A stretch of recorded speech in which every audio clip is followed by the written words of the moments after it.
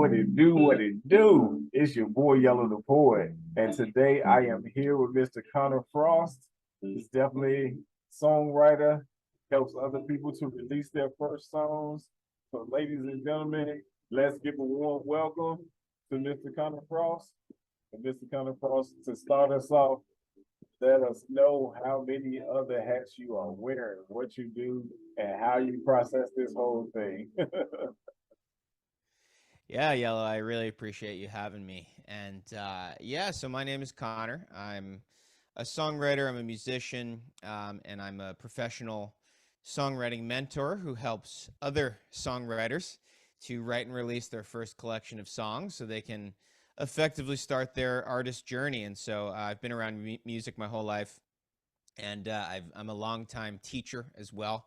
Awesome. I taught in middle school, taught in high school for a couple years before kind of doing my own thing, and I love the education space. I love the online education space, and I love songwriting. And so it kind of led me down this really awesome path, and I get to speak with people just like you, and it really is a blessing, and I'm so happy to be here.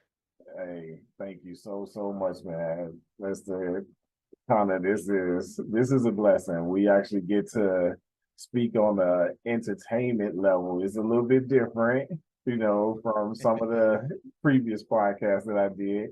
And I love it. I love different. I don't want to keep going down the same path over and over again. So I love different. This is awesome. Um, so tell us, how did you actually get started into being a songwriter and what inspired you to actually do it? Yeah, so I think being influenced by music as a kid. Like I said, I grew up in a musical family. My mom was a pianist, still performing, still teaching. My dad, originally a singer, he's now a composer. And I think growing up in a musical family, and then also from a young age, just getting really hooked on music. I listened to a lot of pop. I listened to a lot of rock. I listened to a lot of pop punk as a kid, and I just fell in love with it. I was one of those kids growing up in the '90s who would, listen to the radio and have like one of those like Fisher Price cassette players, and I would like record the radio onto a cassette while it was playing, and I just absolutely loved. I just loved music, and I picked up a guitar when I was 10, and I just started playing a few chords. And next thing I knew, in middle school I was writing songs and started to take it seriously in high school.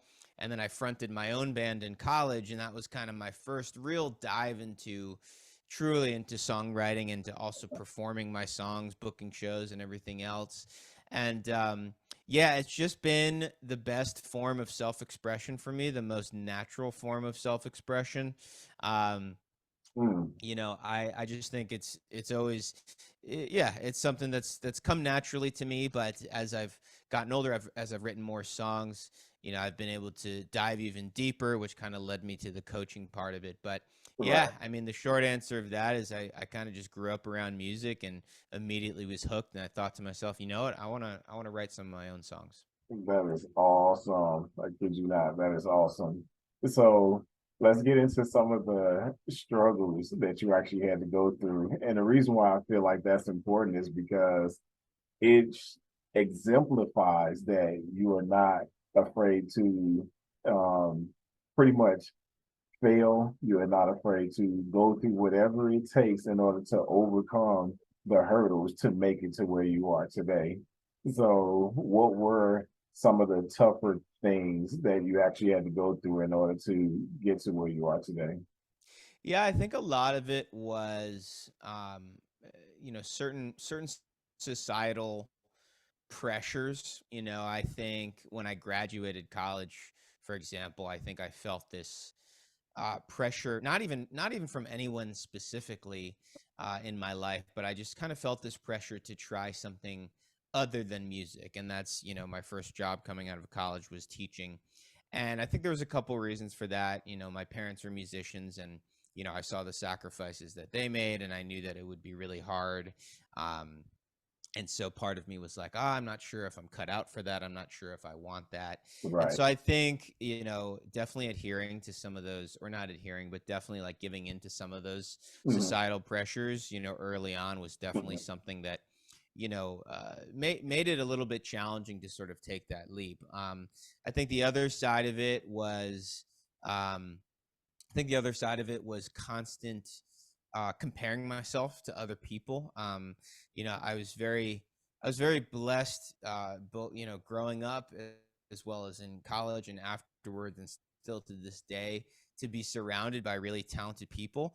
And I think in the beginning, I didn't really use it to my benefit. I think in the beginning, I was just kind of caught in this loop of, oh, I will never be so and so. I will never Oh, sound wow. like so and so. And it was weird. It was just, there was this click in my brain of one day, and I actually remember it vividly. I was living in Connecticut at the time, Mhm. where I just had this realization of, like, you know what, like, I want to learn from these people. I'm going to stop comparing myself, and instead of comparing myself to them, I'm going to learn from them. And so that's when I made the decision to really start to invest in my music, invest in myself. And that switch sort of went off of, like, no more comparing. I'm going to start learning from those people. And so I think it's been just, being an artist, and pursuing art, pursuing music, Mhm. society, and the way that the world is built, makes that really hard, right? Like, Yes. when you think about the education system, right? Yes. Arts are always the first thing to get cut, right? It's Yes. always the Yep. first thing to get cut. So Yep. we live in a world where it's going to be bottom of the totem pole always. And Hmm. so I think that's been the biggest struggle for me, is like trying to navigate through, while seemingly, all these other pressures, all these other, people are telling you, do something else, do something else, do something else. Exactly. So yeah, I would say that, in a grand scheme, has definitely been the biggest struggle. I totally understand that. It's funny how the arts are one of the first things to get cut, but at the same time, the arts are what usually bring people out of that depressed mind state. Totally. That's kind of crazy how that actually works out. But Totally. at Yeah. the same time, it's a blessing. Yeah. Absolutely. I mean, look at, I think the pandemic is a great example of that. Yes. People really went to the arts to find that, to find that escape. They, Mhm. whether it was film, whether it was Yes. music, Yes. all the live streams that were happening, like, that was the first thing we jumped to. Hey. And yeah, it's this weird, yeah, it's just this weird, it's just this weird thing that we deal with as artists, of, like, we want to do this thing, but there are all these, like, obstacles that are in the way, some that are more obvious than others. Mhm. And it's just, navigating through, and jumping those hurdles, basically. Yes, indeed. Oh my goodness. There's a lot of people who have never dabbled into the arts before don't really understand the perseverance that one has to have in order to make it through the arts in the first place. It's one of the most heavily critiqued um, forms of entertainment pretty much all over the world. It's one of the most Yeah. heavily critiqued, but at the same time, it's also one of the most appreciated anytime somebody's in a down period in their life. So it's funny how that actually works, but at the same time, we continue to do what we do because not only do we have a passion for it, but we have a mission. And with that mission, we look to put people in a comfortable position, allow them to go into that comfort zone that they wouldn't have been able to go into on their own. And also, one of the biggest things is to give them a way to view their lives creatively without looking at it in such a harsh format. Mm. Yeah, that's beautiful. I mean, couldn't have said it better myself. It's, the impact that art can have, on the artists themselves, as well as the people who are consuming the art. It's, Hmm. the idea is that, if you find something that you latch onto, and you can definitely be positively impacted by it one Yes. way or the other for sure. Yes, indeed. Yes, indeed. So tell us what have been some of your um, biggest moments where your family has impacted your life? What are some of the biggest moments? Yeah. I mean, I think, when I look back on everything that I've done, I recognize that not everyone has the support system that Mhm. I had, and I think like I don't like always believe in luck, but I do believe in having the good fortune Mhm. in certain situations, right? Yeah. And I think for me, my family, my mom, my dad, and my brother specifically, having their support was everything, and continues to be everything. I think for me, a couple things stick out. I mean, even like recently, my dad, who I mentioned is a composer, he put on this he put on this cantata recently. This was, I guess, a year or so ago now, and he just worked so hard for a couple of years, Mhm. and he financed the whole thing. He put together the whole thing, and he's in his 60s, and I remember just being there, just being like, wow, this is uh sort of being like, I see where I get this from. I see where I Mhm. get this drive from. Mhm. And I think just seeing my parents work so hard on their music and their craft over the years has Mhm. definitely been something that's super super powerful to me.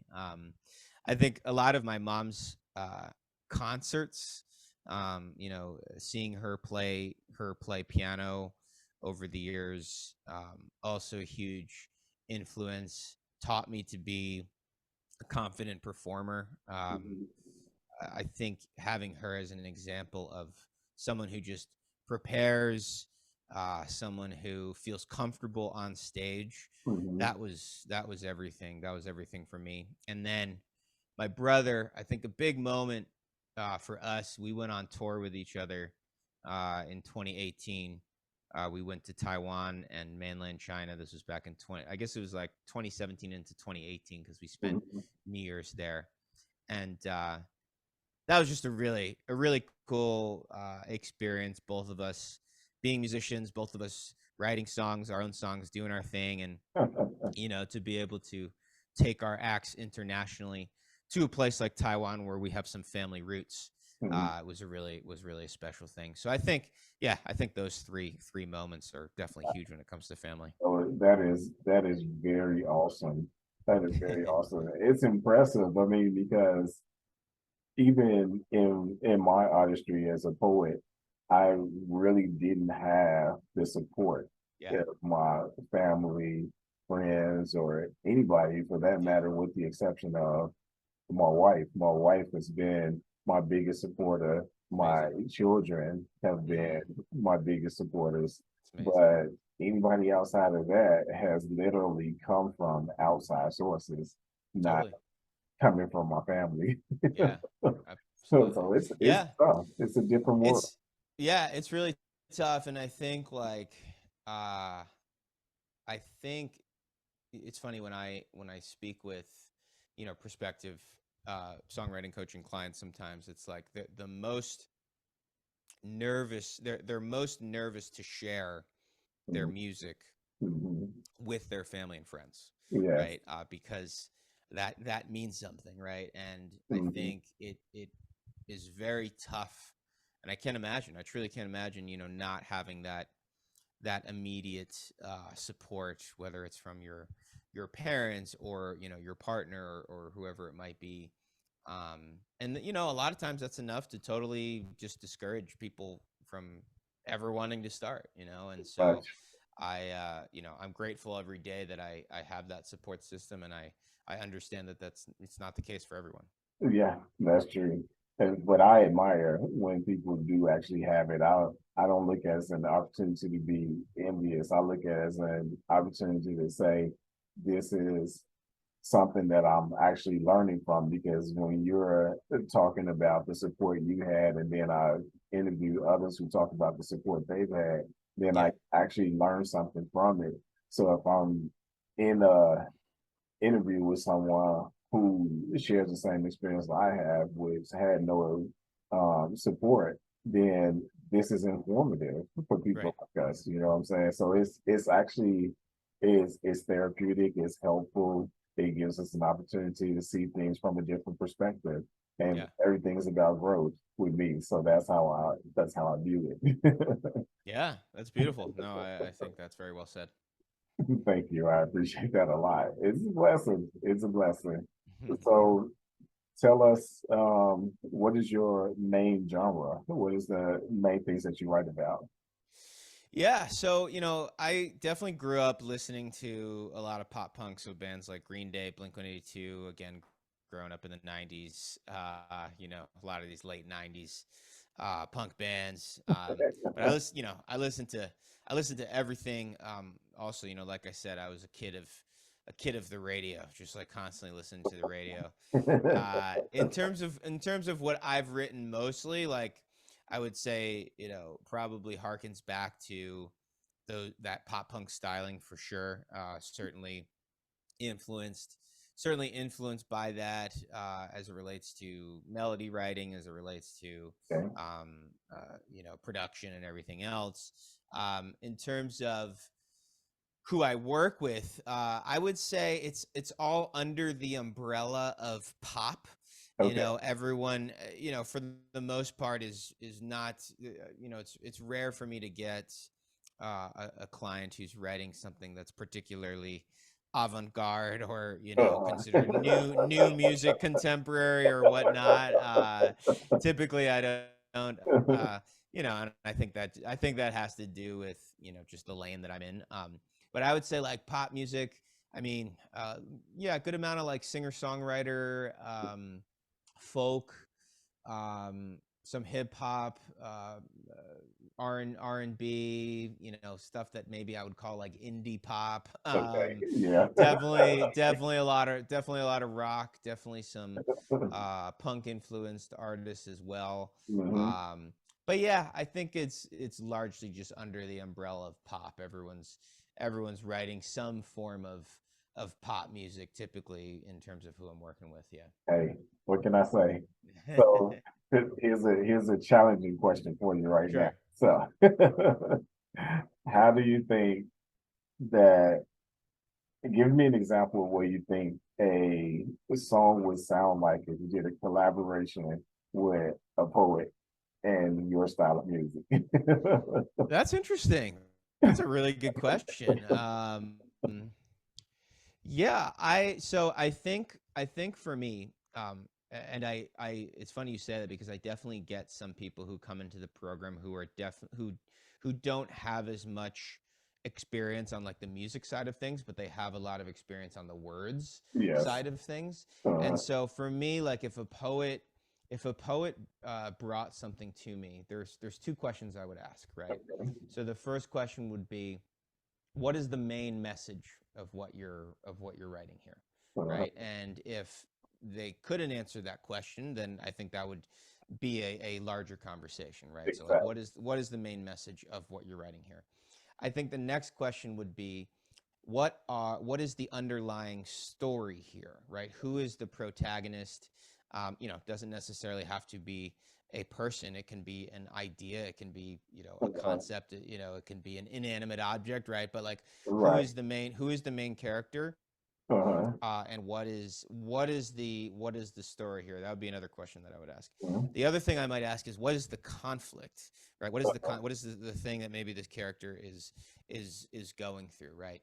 And right. then I think from there, once those things were established, Uh, I we would then separate as best we could, right? With what we had, we would uh, separate it into different sections, right? And so right, for me, the most important sections when you're starting uh, would be the chorus, right, right? As well as verse one uh, and verse two, gotcha. right? So once we locked in verse one, verse two, and the chorus, some sort of idea of it, we would say, Uh, okay, let's look at this.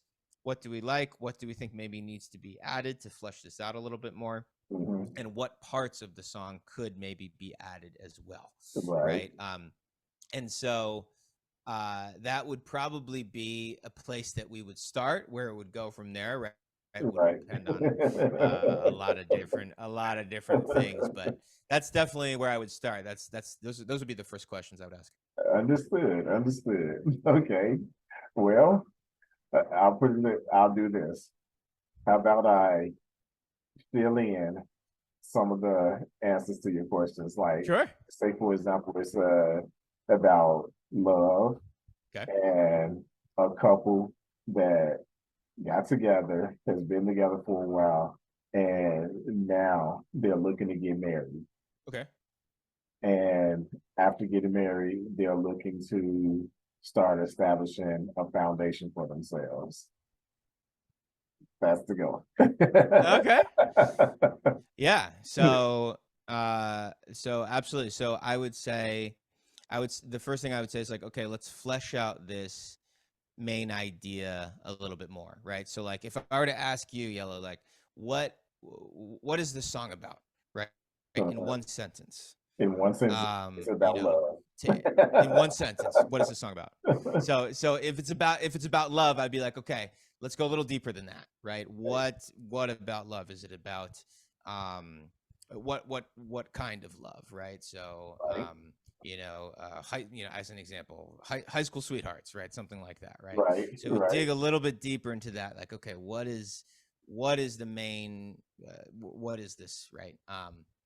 Other thing I might ask is like, what would you title this, right? Because a lot of times the main idea, which could be conveyed in the chorus, that could also be the title of the song. Doesn't have to be, but it could be, right? And so the next thing I would say is like, okay, let's set the scene, right? Uh, Let's set the scene on this relationship. Let's have that be our verse one. Again, we might right, change it later, but let's right, just get the ball rolling, right? right. So verse one, let's set the scene, right? Where, when is this taking place? Uh, Where is this taking place? And most importantly, what are the sights, sounds, um, feelings that are uh, happening during this time, right. right? And that would maybe be the start of verse one. Awesome. Awesome. I love it. I love it. I love it. Again, this is just very much just, I'm just kind of riffing off the top of my head, Hey, this is the general idea. Yeah. uh-huh.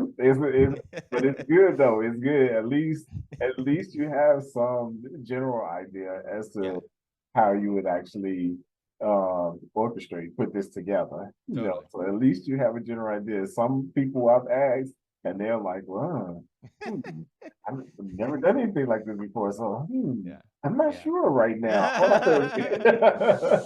Yeah, no, I've definitely I've this has come up before, certainly for me, but Okay. I think what is important, for an exercise like this, Yeah. if it were to be carried out for real, is like just make decisions, Yeah. right? You might not, it might not be the final decision, but Right. be comfortable with making decisions before you're totally comfortable with them, or before you're convinced that they're set in stone, because Uh, a lot of times you're not going to get that clarity unless you make those initial decisions first to exactly. kind of just get to another point. Exactly. Yes, indeed. Understood. So another question: who are outside of your parents? Who are some of the biggest influences in your life? Yeah. So I think from a songwriting standpoint, Hmm. some of my favorite songwriters, again, I go back to sort of that pop punk era. Max Bemis, who leads the band Say Anything, he's a big influence of mine.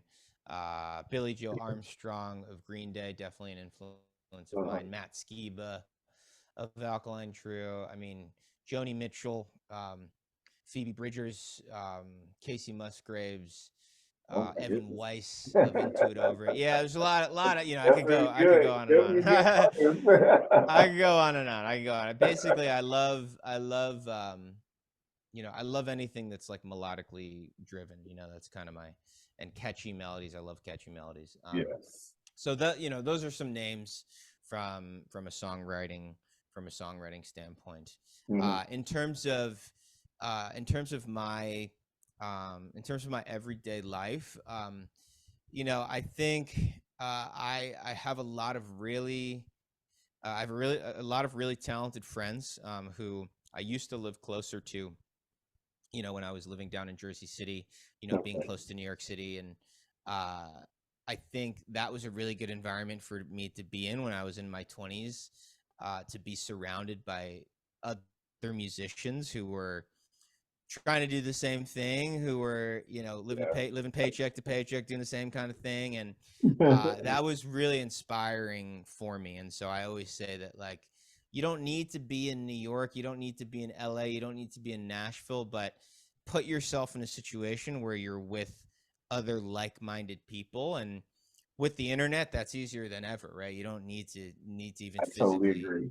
yeah, you don't even need to physically be in the same place. But Exactly. being connected with those people, I think, is really important. Yes. And So I would say my musician friends, my other songwriting friends are huge influences of mine.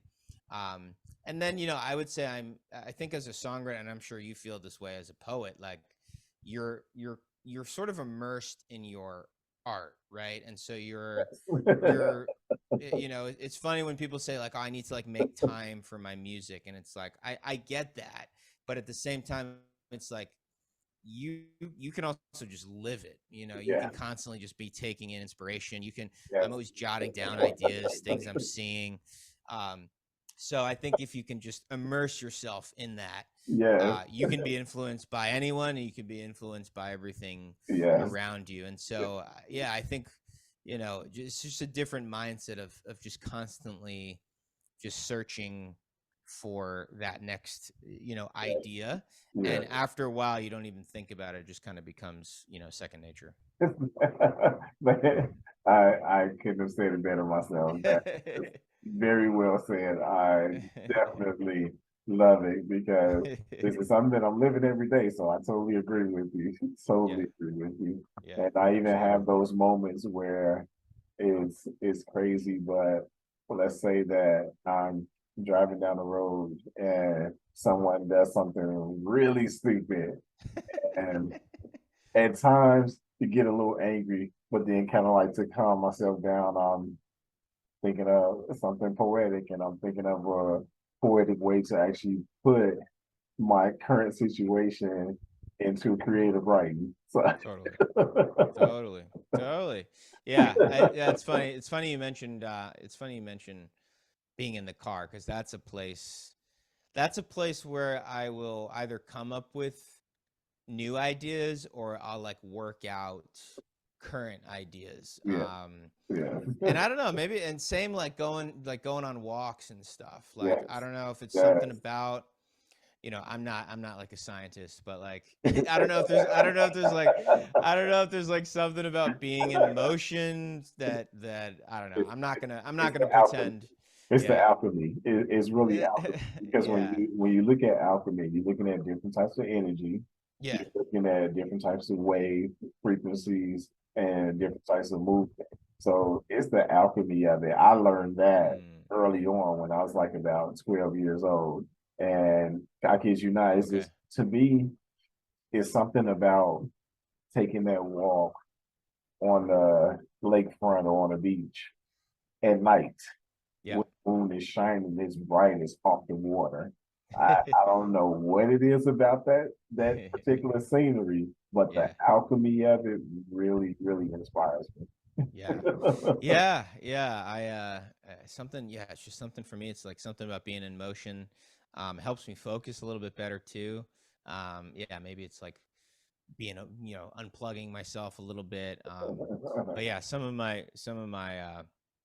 best ideas I feel like have come when I'm in motion. Yes, yes, indeed. It seems like that all the time. It seems like anytime I'm doing something and I'm really, really busy, it seems like all of a sudden this major flow just Yeah, clutters my brain. It's like, okay, I have to stop what I'm doing because I really have to get this out. And totally. that's crazy, but hey, what can I say? Sometimes we gotta make time for the artistry so that the artistry can actually work for us instead of us working for the artistry. Absolutely. Absolutely. So, are there any big names that you've actually worked with in your in your business? Yeah, so I mean, I've played with some larger names over the years. Nothing crazy, no Beyonce level type artist, but Yeah. yeah, I would say I've played with more larger artists. I think in terms of who I work with, I definitely my message definitely reaches people who are just getting started, Mhm. and I think for me, I'm really passionate about that start because I think it can be the hardest part, right? And so if you can get that start and you can put yourself out there for the first time, you can put your music out there for the first time. I think that can be I think that can be a really cool thing. What I will say is there's definitely like a couple clients of mine I would say you should look out for because I truly believe, they've put music out already, and I truly believe they could do some really big things. One is my friend, my friend and my client, Anthony, who goes by Antonio Sky. Uh-huh. He has a single called Ecstasy that's out already. Um, but he's got a couple other songs that he's written, inside my program that I'm really excited about, and perhaps I'm a little biased because I've been working with him, but I really think his songwriting's just the way he's able to construct melodies, super catchy, Mhm. really great voice. His story is very interesting. He's a nurse, so he works as a nurse by day, and he's a musician by night, which I think is really compelling. So definitely keep an eye out for him. Another one of my clients, Jacob Schrader. He's going to be putting out a couple singles in the coming weeks. Mhm. Really excited for him as well. So yeah, couple people to put on your watch list, I would say. Awesome. But yeah, definitely enjoy helping people kind of get their start and getting their first couple songs out there. Awesome. So, what are some of the major keys that helps people to get their mojo for their first start? Yeah, so I think figuring out what to write about is harder than actually writing the Mm, song, right? And okay. so for a lot of people, they feel like they have writer's block, but really they just don't have a direction to be able to like finish writing a song. And Oh, so so oh, I think if you are listening to this, and regardless of, what art form you're sort of pursuing, if you can get clear on the what you're writing about and however you want to go about doing that, yeah, um, I think getting clear on the what can really be helpful for you, in terms of actually being able to finish writing something. So thank that's you. definitely something that I preach. I have clients come up with outlines. I do brainstorming sessions. Mhm. Um, Workshops where we're really just like fleshing ideas out and solidifying ideas. So on the songwriting thing, I would say that's one of the things. The other thing on sort of the more, I guess, artistry slash goal setting side of things are a couple things. So one is set 3 missions to accomplish Mm, each week as it relates to your songwriting. So get really specific about that. So maybe that's like, okay, finish writing the last 2 lines of verse number 2. right? It could be that specific. It could be that seemingly small of a task, Mhm. right? Because I believe what's more important than time spent is missions accomplished, like what you actually are able to get done to Yeah. move yourself forward. So if you only have 5 minutes to do something, pick one thing and get it done in those Get it 5 minutes, done. right? Yeah. Yeah. That's the other thing. And then the last thing that I think is a key is to think, and I'm sure you run into this as well with your poetry, Mhm. think in terms of drafts, right before you edit, because if you get so caught up in every single word, every single sentence, every single line, every single stanza, you're never going to actually get to a point where you can look at what you've written and say, Forward. okay, what now? It's, Right. it's an opportunity So to I quit. think exactly, right. So I say right before you edit, and think in terms of drafts, right? First draft, second draft. Yes. I think those are three real major keys in terms of being able to Yeah. consistently finish writing your songs.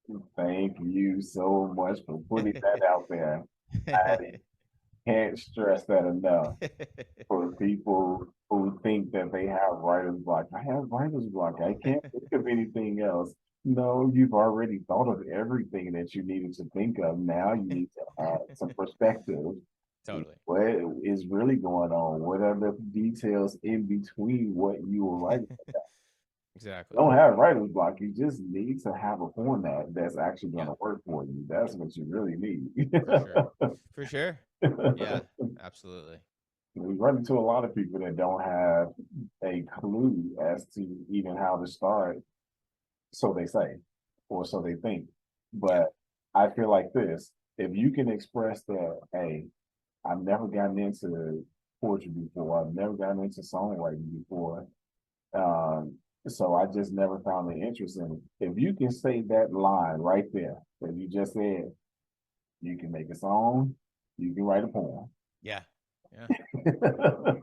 Because Absolutely. you just proved that you know how to express yourself. Absolutely. Absolutely. And it's Yeah. mostly about expression. It's mostly about expression. Yeah. Once you get that expression down, what expression that you choose to use for that particular song or that particular poem, you pretty much got it made from there. Yeah. Yeah. Just add the details.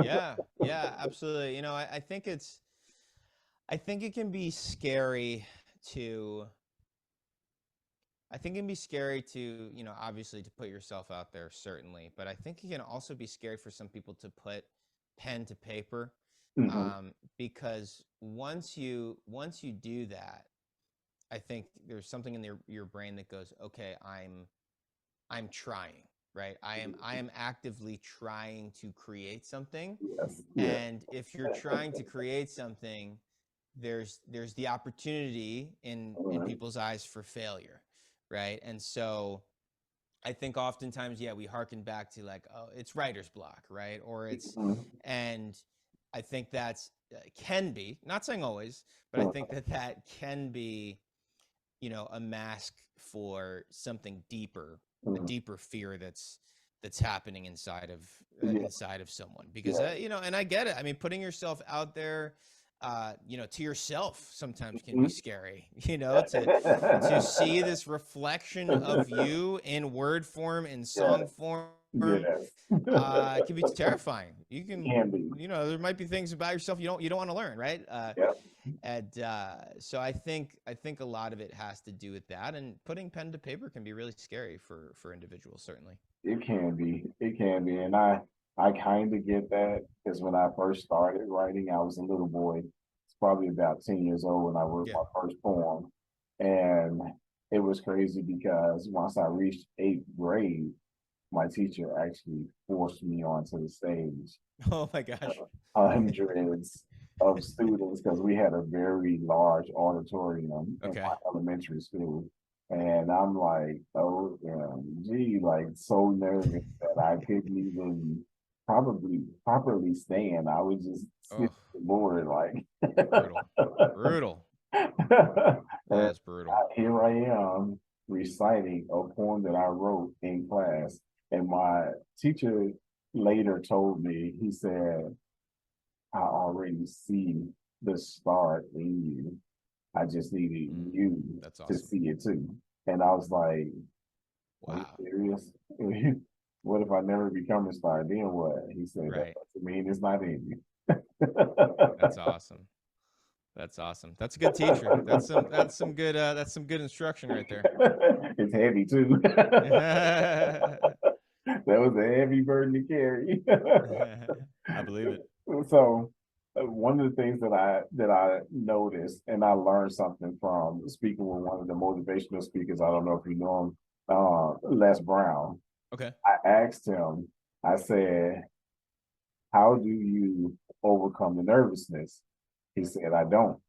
He said, there are certain things that I tell myself to prepare myself before getting on stage. So, do you actually experience the same thing? And what do you do to get yourself prepared? Yeah, it's a really good question. I'll be honest. I think certain with certain performances, if I'm playing a set of my music that I've played hundreds of times before, Mm-hmm. in a club or in a basement or a living room, I will say I don't get I don't really I wouldn't say that I get nervous anymore, right? And I think that's just a product of doing it so many times. Right. But I do believe in this notion of like leaning into recognizing and leaning into some of these nerves, leaning into some of Mm-hmm. these feelings, because I think if you can learn how to I would say not only manage those nerves, but be able to kind of manipulate them in a way that is going to allow for something even greater. Like I would say that if you're feeling nervous, like some of that is excitement, right? And some Yeah. of that is just being probably just really pumped, just really amped for like Yeah. what you're about to do. And so I think if you can look at it from that side of like, okay, this is a really exciting this is a really exciting opportunity. The reason I'm feeling this way Mm-hmm. is because I'm excited, Yeah. and also it's because I care, Yeah. right? Yeah. We get nervous about the things that we care about, and I'm Yes. sure I'm sure there's exceptions to that, of course, but Yes. um, so I do like that. I like the idea of like, no, you're not trying to cure yourself of being nervous.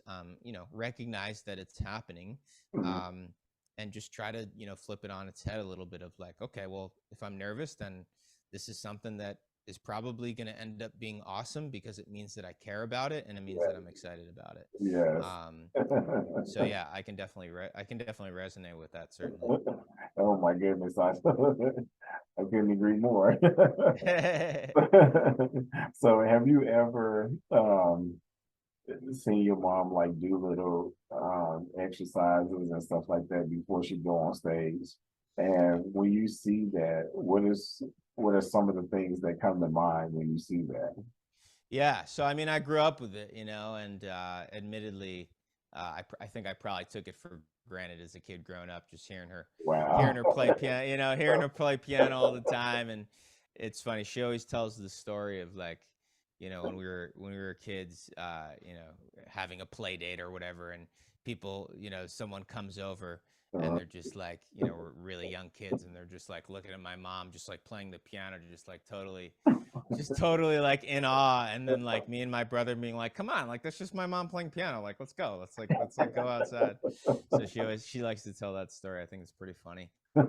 um but yeah, I think for me, like seeing that, I'll be the first to admit it, I was never great about practicing my instruments. I didn't love sitting and practicing my scales, oh the wow. hand and exercises on piano. And later Woo. I played trumpet later in life, and needing to do those lip exercises. I was never great at practicing, but I think like seeing my mom prepare for her concerts, I think it really inspires me to just be consistent, Mhm. be regimented, Doing a little bit every day is better than not doing anything at all, right? A Yes. little bit of habits can be built over time, Hmm. and even if you're not seeing progress so obviously every day, you're building towards something greater. And so I think for me, what I've learned most, seeing my mom do what she do what she does, is the consistency of it, just the consistency. She doesn't practice every day per se, although probably pretty close. But she makes sure uh, to not go a certain period of time without Hmm. practicing, without touching her piano. And Right. that's always something that's been really inspiring to me, is just seeing that consistency. Gotcha. Gotcha. So now that you know more about what mom has done, what dad has done, how important is it to implement that in your life? It's everything. I think what I've come to realize, looking at what my parents have done, is like, you just gotta create, right? Like, Hmm. everything else doesn't really matter, and I get it. We live in a world where we got to pay the bills, right? and Yeah. and there are things out of our control. Like, I totally get that. But I think what I've learned is that I gotta put myself in a position Hmm. to create music, right? And if Yes. I can do that, um you know then everything else will work itself out. But having that practice, um is everything. Like, I just can't, if I didn't have this outlet, or if I didn't have the ability to create, it's Hmm. like, and I'm sure you feel the same way, like it feels like it would be very hard to just find any sort of like meaning or purpose in anything. I totally you know yes. so for me, I love to create, I love to build. I think that's why I've loved building businesses as well. Like, I just Mhm. love I Yes. just love creating. And Yeah. so, I had a pretty modest upbringing. My parents were teachers, but they always, they were parents, right? They were balancing all these things, but they always somehow made the time to create. And for me, that's been everything. And I'm gonna go to my grave just with this idea of, I'm never gonna stop creating. So that's been huge for me. Yes. Yes, indeed. Yes, indeed. So what was the biggest piece of advice that mom and dad has given you to help you along in your career?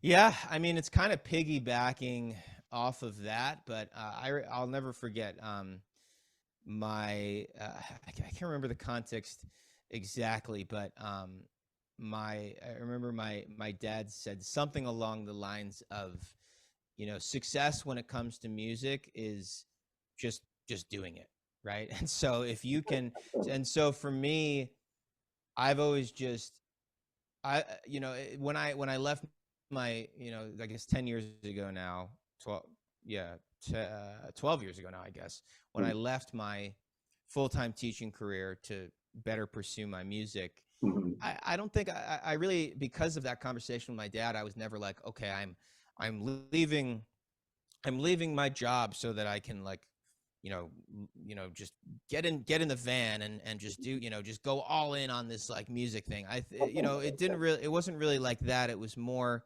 I just wanted I just wanted to do music more. I just wanted to write more music. I wanted to play more shows. Uh-huh. And so success for me, has not been about fame per se. It's Mhm. been more, what I like to say is, about putting myself in a position to live my most musical life, right? And Yes, indeed. I've been able to do that through the shows that I've played, through the songs that I've written, Mhm. through the tours that I've been on, and now through the songwriting coaching that I'm doing. So, Awesome. yeah. So for me, hearing my dad say that, like, you know what, Connor, like, when it comes to success in music, you just success is just doing it. Success is just making the time and making the space to do it. Yeah. And that was huge. That, because that really dictated me getting to a place where, I now, everything I do Mhm. related to my life is music. And so, yeah, that I would say that's probably the biggest takeaway. That's a blessing. That is truly a blessing. It doesn't get any better than that. That's for certain. So I I asked this because I've actually had the pleasure of spending time with one of the biggest names in music, Charlie Wilson. And sometimes when he's practicing, he kind of incorporates some silliness because he has a sense of humor into his music. Do you do that when you're practicing? Uh I'm trying to think. Yeah, I mean, maybe not. Now that I'm like kind of, I mean, I guess when I'm playing with other people, right? Like if I'm rehearsing with my band, naturally, things can become silly. Yes. I Yeah. don't know. I don't know if I actively like seek out. Um, I don't know if I actively seek out certain methods that would allow me to be, or Mhm. intentionally be. Right. But yeah, certainly collaborating with others, working with my clients, like, we always have like a really good time. Awesome. Especially when we work in groups, like, it can get really funny. We're just having a good time, and sometimes we're putting ourselves out there in a way that seems silly, and we all feel insecure in some way, and I think there can be humor in that, and so yeah, I guess it's more like when I'm collaborating with others, working with Yes. others, that some of that silliness can come out definitely. That's great. That's great. I feel like the silliness, because I even do it sometimes in my poetry. I feel like the silliness is important because it kind of relieves some of the stress off of what you're doing, especially for those of us who take it like really, really serious, where they just Totally, will not joke regardless of what is going totally, on. totally, So I feel like it kind of relieves some of the stress off of what your hard work is. And totally. yes, we definitely work hard when we're writing. Yeah, Oh my goodness, some people don't understand how much energy we're actually putting into what we're writing because you put totally, yourself in that character, in that totally. role that you're actually writing about. And I'm pretty sure you can relate to that because as a Yeah, songwriter, when you got that plot in your head, you want to brainstorm it, get it all out.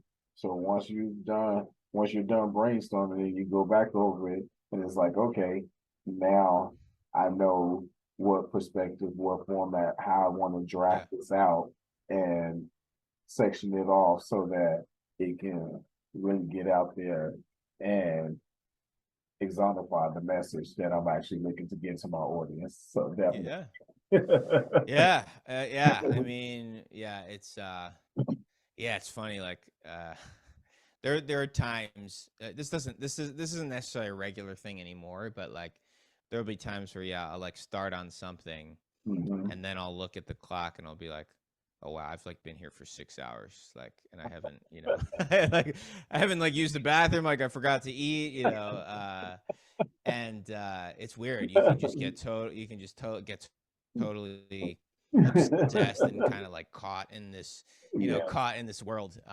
yeah. And then you like look back and you're like, oh, I haven't had water in 5 days. Uh, so I totally get that for sure. Yes, I'm familiar with that definitely. It's it's fun, but sometimes we gotta remember, hey, I'm human, you gotta Yeah, eat. you gotta eat. Yeah. I would say, yeah. I don't want to let me go on the record saying that I recommend eating. Yes, definitely. I'm not suggesting you don't eat. I just want to make sure that's very, very clear. And stay hydrated, And please. stay hydrated. Yes, want to make sure that's very clear. Yeah. And some of the people they get so consumed, it's just like that goes out of your mind. Like we are Absolutely. not robots here. I promise you, this is not AI. This Yeah, yeah, exactly. Exactly. this is real life. This is humanity. This is Let's it, make yeah. sure that we're doing what we need to do to stay alive and to survive. Totally. So, what are some of your biggest takeaways, the things that you really want people to understand about you and your music and how you help others the most? Yeah, so, I would say, a big thing that I hope you take away from this conversation is, I believe that you have as much of a right as anyone, and anyone has as much of a right as anyone to create, right? So whatever that looks like for you, there are no gatekeepers anymore, even less so than there used to be.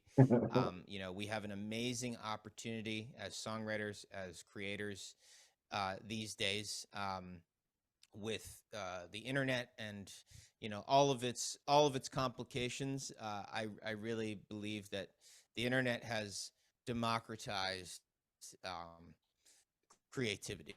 Right, like I don't think there's a better time to be a creative person, right? So you have just as much of a right as anyone. So if you're feeling like you don't, if you're feeling like, you're feeling that imposter syndrome of like, what, like, I'm not allowed to do this, or who am I to be doing this? Like, I hope like you are within your rights, 100%, Yes, right? yes. So I hope that's the first thing you take away.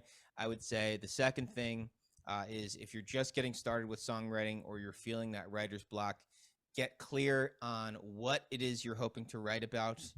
If you can get clear on that, the floodgates could open up for you, because a lot of times I think getting clear on the what is harder Mhm. than actually writing. Yeah. And then the last takeaway that I hope you get from this is that, progress can come in all different at all different paces, right? And so a little bit of progress every day, percentage points of progress every day, is Hmm. better than no progress. So put Yes. yourself in a position put yourself in a position where you can progress a little bit every day, progress a little bit every week, and Mhm. try not to get overwhelmed by the larger implications of Yes. time and all of its and everything, and every other negative thought that might get in the way. Understood. The time constraints, Absolutely, definitely. absolutely. So, um, for the newer people who actually just come into the um, creative writing um, experiment, or however they're looking at it as, for those type of people, what would be the first step after figuring out what it is that they want to write that they would need to bring to the table? Yeah, yeah. So again, I guess I'll preface this by saying that I think a lot of it depends largely on where you are and what your experience is as like a musician, right? So like, people who don't play an instrument versus people who do, this might look a little different. But I would say, if you've come up with the what of it all, you have a main idea for your song. Mhm. If you're looking to take that next step, you're having trouble taking that next step, I would encourage you to create a bit of an outline, right? So what are you trying to say in verse 1? What are you trying to say in the chorus? What are you trying to say in verse 2? What are you trying to say in verse 3 / the bridge, right? Mhm. Kind of just like map things out as best you can. Mhm. Um, and then break it down from there, right? So write the lyrics for verse 1, right? Or try to write the lyrics for verse 1. Brainstorm ideas for verse 1, right? I think tackling things piece by piece Mhm. is better than trying to just be like, okay, I need to like write a song now. Mhm. Being able to break it down into chunks, Mhm. and check things off the list as you're going, I think, is a way to eliminate some of that overwhelm that Yes. perhaps some people are feeling, Yeah. especially if they're just getting started, right? So don't be afraid to break things down. into smaller chunks so that, like I was saying, you can kind of Exactly. make that little bit of progress each time. Exactly. So what would you suggest in terms of length of songs? How many sentences, or should they make it a whole paragraph? Like, what would you Yeah. suggest as far as length? Because we Yeah. know we're living in an age where people their attention span is about 60 seconds long. So we need to capture as much of it as we can. Yeah. Yeah. I mean, I think it really depends on what your goals are, right? If you're looking to write a pop song, radio edit, Mhm. sort of song, then probably around 3 minutes is what you're looking at, or between 3 to 4, maybe even less than three. It really depends. If you aren't looking to do that, and you're looking to go on more of a sonic journey with your songs, like I would say don't shy away from the long song. If you have enough to Right. say and you want to bring people through a bunch of hills and valleys and caves and right turns, like I think you should absolutely do that, right? So like I Definitely. wouldn't I would, and maybe it's important to kind of get clear on what your goals are as a songwriter. But once you get clear on that, I would write, first and foremost for yourself, and then you can always make adjustments from there, right? You can always use some of these music industry guidelines as you see fit. Hmm. But I don't know. At the end of the day, like we've sort of been talking about, it is a form of self-expression, right? And Yes. so, I Yes. think I like to be just a little bit careful about how we sort of walk that line of Hmm. wanting to create for Yeah. ourselves versus wanting to create for the masses. And Yes. it's not always clear, and that's why I think maybe getting clear on what your goals are with all of it could be a good thing to do. Exactly. And how important is constructive criticism? I would say it's extremely important, and I think it took me a while to kind of even realize that myself, and maybe I was afraid of it for a while. Probably one of the things I was afraid of, back in the days where I was constantly comparing myself to others. I think it's very important, not even necessarily for the idea of like, oh, I need to hear this so that I can be better. I don't think it's about that. I don't think it's necessarily even about being better or worse. I think it's more about just hearing about what someone else's experience was when they were consuming your art, Hmm. right? And so getting and you might agree or disagree with what they're saying, Hmm. but I think just understanding what their experience was Hmm. um, is important, right? Because Right. even if you don't consider making those changes that they're suggesting for this particular song, Hmm. at least you'll understand what that perspective is, and you can maybe apply that to your next song, or just have a better sense of like what the user experience is like, right? Right. So if you're afraid of constructive criticism, you're afraid of hearing uh, you know you're afraid of hearing it. I would try to think of it that way, right? It's not about necessarily being better or being worse, and maybe it is to some extent. But especially with songwriting, I think it's just about hearing it through the ears of someone else, and understanding Hmm. what their experience is. Exactly. So also, how important is the context in which a person is trying to convey that message? How important is the context for that message? I think it's important. I think understanding um, and establishing that context could go a long way. But again, I think it comes down to what your goals are, not only as a songwriter but also for like a particular song, right? And that's the cool thing about songwriting, is that songs can tell a story, songs can be interpretive, Hmm. right? Songs can be cryptic, songs like lyrically could have no meaning whatsoever, and so I think just again it's getting kind of clear on what it is you're looking to write about, what it is you're striving for with, with a particular song that you're writing, with a particular album. And then from there, yeah, kind of making decisions on, okay, what, am I trying to establish the context? Am I trying to be more cryptic? Right. I think it ultimately comes back to the type of song you're writing and Yes. your goals and the type of songwriter you are. Yes. Awesome. Awesome. I see your guitar in the back.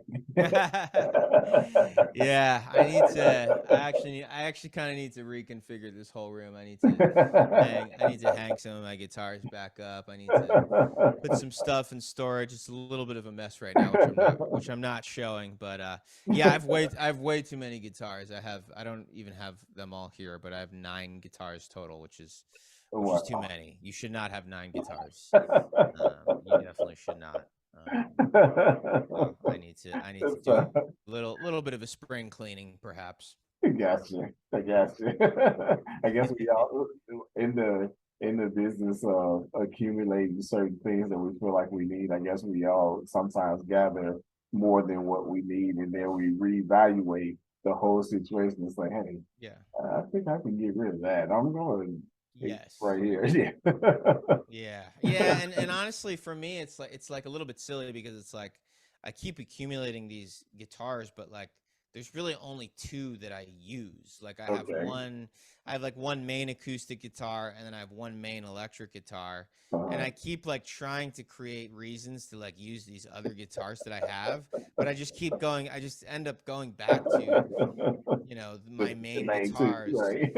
And so it kind of it doesn't, it's really all just very silly. And I'll probably end up selling a couple There, guitars in the there's next the year or silly two. part right there. There's the silly part. The part we just talked about. There's the silly part right there. Exactly. Exactly. You gotta poke fun of yourself. Poke fun at yourself every so often. Every once in a while, we got to do it. For We sure. got to do it. Yeah. So, how about you have any new projects coming up? Yeah, so it's well, first and foremost, I got a few show. I don't know when this is going to be this is going to be aired, but I have a few shows coming up. I'm playing in Boston on May 20th. First time I've played Boston in like 6 years, so I'm looking forward to getting back to Boston. I got a couple shows. I currently live in Vermont, so I got a couple shows in Vermont Mhm. in June. So that will be cool. Looking forward to that. In terms of my own projects, I'm in a place where I'm actually just looking to write. I'm not writing for a particular project Mhm. yet. My whole thing is I have a few different areas where I can go with these songs as I'm writing them, and I kind of just want to write them, create demos for them, and then afterwards make a decision of like, okay, should this be for a new project? Should this be for my band Dizzy Bats? Okay. And just kind of make a decision from there. So I've written four new songs, and we'll be performing a couple of them at these shows coming up. So I'm excited about that. And Yes. so my plan for the summer is to write 4 more, Okay. and from there make some decisions of like, okay, where should these songs go? Right. So I'm excited, because Hey. I'm able to take a lot of what I've learned, being a songwriting coach, over these last couple of years, and I feel like this is the first time I'm taking some of these new learnings that I've had and applying it to my own songwriting. And Awesome. so Awesome. so it's cool. I'm really excited. But yeah, at this point I'm just writing. And my goal is to have four more songs by the end of the summer. That's pretty cool. I love it. I love it. Hey, man. So tell us where we can actually tune in, Sure. where we can find you, where we can find your music to actually get a listen. Where can we find it? Sure. Well, first and foremost, thanks for having me. This is a great conversation, and I admire what you do. Your work ethic is inspiring, and I Thank you. always love connecting with artists, across all different disciplines and fields, and so I really appreciate it. Thank you. So yeah, a few different places you can get me. So first thing is, if you want to connect with me, uh, not only connect with me, but also experience some of my teaching. I have a free video training. So if you go to connorfrost.com, CONNOR Frost, FROST.com /video training one, as in the number one. I have a really cool video training. If you're feeling that writer's block, you're having trouble turning your ideas into songs, this is just a 20-minute video training. It's going to walk you through step by step to help you turn those ideas into completed songs. So that would be the first place. Awesome. Instagram, I would say, is kind of my most, I'm everywhere, but I would say Instagram is kind of my most active spot. So at Connor L. Frost, CONNORL Frost, FROST. And then also, if you're looking for some more educational content, I have a podcast myself called Dear Songwriter. And so I'm a fellow podcaster, just like Yehloe here. Yes. And I absolutely love it. They're bite-sized podcast lengths. I would say they're usually anywhere between 10 to 20 minutes. Okay. Educational, inspirational. So definitely check that out. Hopefully get that into your podcast rotation. Yes. Because I think it's a really cool way to be able to teach people, and so I hope that you take advantage of it. I will be taking advantage of it. I can assure you that. No doubt about that. And I'm also looking for an opportunity to actually be the guest on your show. So yeah, no, we'll make it happen. It's funny. Yeah, it's funny you say that, because for a while I didn't have guests, and so now I'm starting to, as the podcast has grown, I'm starting to invite guests on. awesome. So yeah, I would love that. I think that would be very, very cool to do a crossover. Yes. I think so too. No So, doubt. you want to take us out with a sample? By all means, do so. Oh, I don't think I have anything in that regard. Okay. But Take us out with you know a where to find me. motivational piece. Take us out with something motivational A then. motivational piece. Yeah, a motivational piece. Oh man, I feel like I've had a few already, but I guess I'll just go for it. So yeah, I think a lot of times the hardest thing is getting started. But once you get started, and once you start to get in the trenches and get in the reps, I feel like you'll be able to live a life that you probably didn't think was possible, right? And that was definitely my case, where that first album release was kind of that ticket that allowed me to start touring the country, eventually internationally, get featured on certain publications, be able to produce music videos, collaborate with other artists, and then eventually become a full-time songwriting coach and songwriter. And so I think just get started, and what comes next is probably going to shock you. That was my BuzzFeed, my BuzzFeed. You'll never forget. You can't imagine what will happen next. What will happen next will shock you. So yeah, there you go. That is awesome. Everybody, Mr. Connor Frost, thank you so much for being on the show, YTP Entertainment. It was definitely a pleasure having you. Great talking to you. And again, I am looking forward to crossing this over. I'll be on your podcast, and this time I'll be the guest. Yeah, sounds good, Yehloe. I appreciate it. Thank you so much, Connor. Have a wonderful day. Peace and blessings, my brother. All right, later, dude. Later, dude.